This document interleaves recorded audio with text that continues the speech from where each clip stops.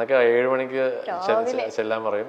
Recording 8 മണിക്കൊക്കെ ആയിരിക്കും ചിലപ്പോൾ. പക്ഷേ 7 മണിക്ക് ചെല്ലാൻ പറയും. 1 മണിക്കൂർ പാട്ട് പറഞ്ഞു തരും, ലിറിക്സ് എഴുതി പാട്ട് പറഞ്ഞു തന്ന് ട്യൂൺ ഇങ്ങനെ ഒരു പല്ലവി ചരണം സെക്കൻഡ് ചരണം ഒക്കെ പഠിച്ച് എന്നിട്ട് പാടി കേൾപ്പിക്കും. എന്നിട്ട് അപ്പുറത്ത് പോയി രാജാ സാറ് വരും ഒരു 7:30 7:45. എന്നിട്ട് രാജാ സാർ ഇങ്ങനെ പാടുന്ന അവിടെ വെച്ചിട്ട് എന്തെങ്കിലുമൊക്കെ കറക്ഷൻ പറയും. എന്നിട്ട് ബൂത്തിൽ പോയിട്ട് നമ്മൾ പാടാൻ തുടങ്ങും 8 മണിക്ക്. ഒരു ചിലപ്പോൾ 1 മണിക്കൂർ 2 മണിക്കൂർ depending on the songs difficulty. അപ്പം അതും ഒരു ഭയങ്കര എക്സ്പീരിയൻസ് ആയിരുന്നു.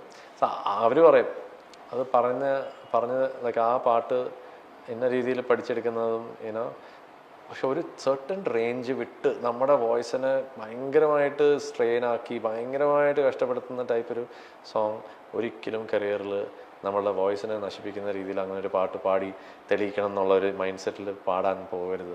നമുക്കൊരു ത്രഷോൾഡ് ഉണ്ടാവും, ഒരു ഭയങ്കര റേഞ്ച് വരെ പോകുന്ന ഒരു ത്രഷോൾഡ് ഉണ്ടാവും. പക്ഷെ അതും കഴിഞ്ഞ് നമ്മുടെ വോയിസിനെ തന്നെ ചിലപ്പോൾ ഹേർട്ട് ചെയ്യുന്ന രീതിയിൽ ചിലപ്പോൾ നമ്മളെ ചിലപ്പോൾ അങ്ങനത്തെ ചില സാഹചര്യങ്ങൾ അത് ചൂസ് ചെയ്യണം. എത്ര വലിയ ഓപ്പർച്യൂണിറ്റി ആണെങ്കിലും എക്സാക്ട്ലി. ഈ പാട്ട് അപ്പയുടെ ഹരിവരാസനം കേൾക്കുമ്പോ കരയാത്തതായിട്ട് മേ ബി ആരും ഉണ്ടാവില്ല. എന്റെ അമ്മയൊക്കെ എപ്പോ കേട്ടാലും ഇരുന്ന് കരയും. സ്റ്റിൽ ഇപ്പൊ വെറുതെ വെച്ച് കൊടുത്താലും എന്റെ അമ്മയുടെ ഒക്കെ കണ്ണു നിറയും. ആ ഒരു സോങ്ങിനെ പറ്റി ചേട്ടൻ എന്താ പറയാനുള്ളത്? ഞാനെന്ത് പറയാനാ, I think it's A cult, അങ്ങനത്തെ ഒരു ടൈപ്പ് ഒരു സംഭവമാണ് അത്. ഐ തിങ്ക് ആ ഒരു കൾച്ചറിലും ഒരു ശബരിമലയുടെ ഒരു ഇതിലും സ്പിരിച്വലി എല്ലാവരെയും കണക്ട് ചെയ്യുന്ന ഒരു ടൈപ്പ് ഒരു സംഭവമാണത്. അത് ഞാനെന്ത് പറയാനാ, I think it's just once in a while അങ്ങനത്തെ ചില സോങ്സ് ഒക്കെ. അതൊരു വെറുതെ ഒരു സോങ്ങും അല്ല അത്. ഐ മീൻസ് ലൈക്ക് പ്രോപ്പർ ആ ഡിവിനിറ്റി ആയിട്ട് കണക്ട് ചെയ്യുന്ന ചില ഒരു എനർജി ആയിട്ട് കണക്ട് ചെയ്യുന്ന ഒരു സംഭവമാണ്. സോ ഐ തിങ്ക് അതിൻ്റെ ആയിട്ട് ഞാനും ഇപ്പോൾ ഒരു പ്രോഗ്രാം, ഡിവോഷണൽ പ്രോഗ്രാമോ അല്ലെങ്കിൽ അയ്യപ്പ അമ്പലത്തിൻ്റെ പ്രോഗ്രാമൊക്കെ ചെയ്യുമ്പോഴത്തേക്കും ഞാനും അതിൽ തന്നെ ലൈക്ക് ആ ഒരു പ്രോഗ്രാം അവസാനിക്കുമ്പം അത് പാടിയേ പറ്റൂ. അതിൽ ഞാനും കണക്റ്റഡ് ആണ് ഇൻ എ വേ. സോ അത് ഞാൻ മാത്രമല്ല കുറേ ഗായകർ അങ്ങനത്തെ പ്രോഗ്രാം ചെയ്യുമ്പോൾ അവസാനം ഒരു ഹരിവരാസനം പാടുന്ന സാധാരണ ഗാനമേളയല്ല, ഞാൻ പറഞ്ഞ സാധാരണ പ്രോഗ്രാംസ് അല്ല, എസ്പെഷ്യലി അമ്പല പരിപാടികൾക്കൊക്കെ. അത് ഇറ്റ്സ് ഡെഫിനറ്റ്ലി എ ബ്ലെസ്സിങ്. ഇപ്പൊ മലയാളം എഴുതാനും ഒക്കെ പഠിച്ചോ ചേട്ടൻ? ഇല്ല, എന്തിന്? അത് ഞാൻ പറഞ്ഞ വേറൊരു ഇന്റർവ്യൂവിൽ എൻ്റെ അടുത്ത് പറഞ്ഞു, അന്ന് തൊട്ട് ആ ഒരു ബ്രേക്ക് വരുന്ന സമയം തൊട്ടുള്ള വിജയ് ചേട്ടനും വിജയ് യേശുദാസും അത് കഴിഞ്ഞിട്ടുള്ള വിജയ് യേശുദാസും തമ്മിൽ എന്തായിരുന്നു വ്യത്യാസം എന്ന് ചോദിച്ചു. ഞാൻ പറഞ്ഞു അന്നത്തെ വിജയ് യേശുദാസും ഇന്നത്തെ വിജയ് യേശുദാസും ഏകദേശം ലൈക്ക് ഓൾമോസ്റ്റ് 80 to 90% സെയിം തന്നെയാണ്. ഓൺലി തിങ് നമ്മൾ ഓവർ ദ ഇയേഴ്സ് നമ്മൾ എക്സ്പീരിയൻസ് ചെയ്യുന്ന കാര്യങ്ങളും നമ്മൾ ഓരോരോ വർക്ക് ചെയ്യുന്നതിൽ നമ്മളുടെ സ്കിൽ ബെറ്റർ ആയിക്കൊണ്ടിരിക്കും, കുറച്ചുകൂടി പോളിഷ്ഡ് ആയിക്കൊണ്ടിരിക്കും, കുറച്ചുകൂടി എക്സ്പീരിയൻസസ് അതിനെ സപ്പോർട്ട് ചെയ്ത് ഇമോഷൻസ് എല്ലാം ഉണ്ടാവും അതിൽ. So it just gets A different colour. അത് അത്രേ ഉള്ളൂ. അല്ലാണ്ട് ഇറ്റ്സ് നോട്ട് ലൈക്ക് നമ്മളായിട്ട് ഒരു പേഴ്സണായിട്ട് നമ്മൾ ഒരിക്കലും വി ഡോണ്ട് റിയലി ചേഞ്ച് അങ്ങനെ. I think it's just the emotions, നമ്മുടെ എക്സ്പീരിയൻസസ് എല്ലാം കൊണ്ട് ജോയിൻ ആയി വരുമ്പോഴത്തേക്ക് we kind of become like a more different like evolved person അങ്ങനെ വേണമെങ്കിൽ പറയാം.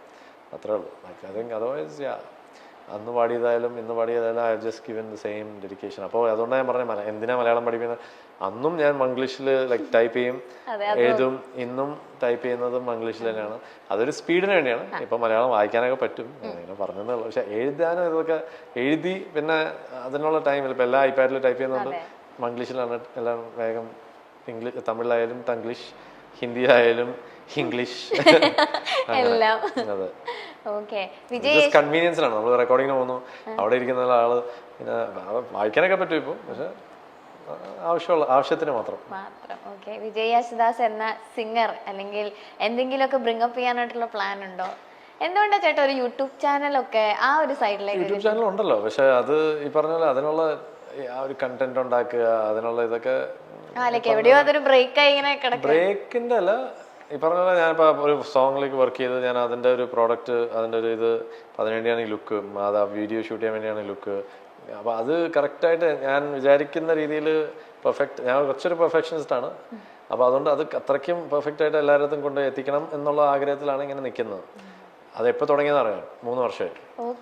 ആ ഒരു പാട്ട്, ആ പാട്ട് 2020 ഡിസംബറിൽ എനിക്ക് കോവിഡ് അടിച്ചിട്ട് ഞാൻ ഹോസ്പിറ്റലിൽ കിടക്കായിരുന്നു ഒരു 10 ദിവസം.